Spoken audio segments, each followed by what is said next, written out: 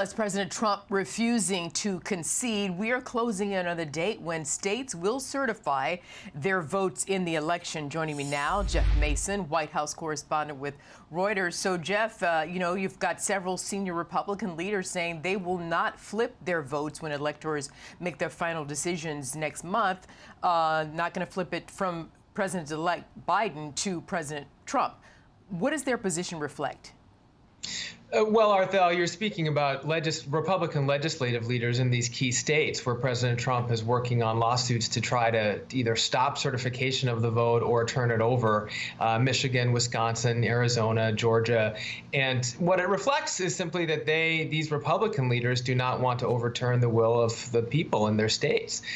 In those states, the majority, in some cases a slim majority, but nonetheless a majority of the voters voted for President-elect Biden, and that is President-elect Biden, and that's why he won those states, and that's why the electors will have to give their votes to him. Meanwhile, I want to play for everyone some sound from former President Barack Obama. He was on CBS with Gayle King. Let's listen. There's damage to this because what happens is that the peaceful transfer of power, the notion that any of us who attain an elected office, whether it's dog catcher or president, are servants of the people. It's a temporary job. We're not above the rules. We're not above the law. That's the essence of our democracy. Will we have to wait, though, till December when the electors, the senior Republican members you're talking about specifically, cast their votes for President Trump to concede and cooperate with the traditional transfer of power that President Obama was just referring to? Well, it's a good question, and I don't know the answer. I think it's possible that we may never see a concession at all from President Trump. But I do think that it will be at least until December, until people around him and perhaps Republicans in Congress start putting pressure on him for that to happen. But as we saw with his tweeting today, he's not ready to concede, and they have several lawsuits that are still pending, although many have been thrown out. But I think he will wait for that legal process to continue and wait for the recounts to happen in two states, Wisconsin and Georgia, despite the fact that the results of that are unlikely to tip the results in those two states. Right, and not discounting President Trump's 73+ million voters.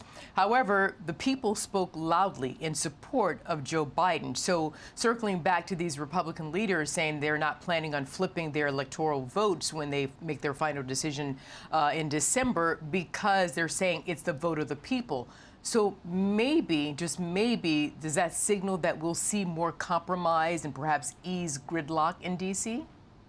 Well, I know that's something that President-elect Joe Biden would like to see, and he's hinted at that repeatedly in his public comments and the governing philosophy that he has laid out.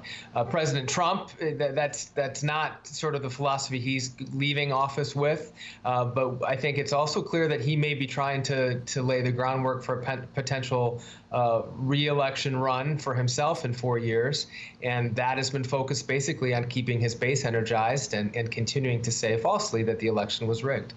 Yeah, he continues to say falsely that the election was rigged. And at what point does President Trump maybe realize, again, this is the United States of America, not the United Base of America, and perhaps try to expand that if, in fact, he wants to run again, and maybe come at the end, take the stage and say, hey, listen, guys, this is the way this works in this country. Let's do this the right way. And then he uses his power for good.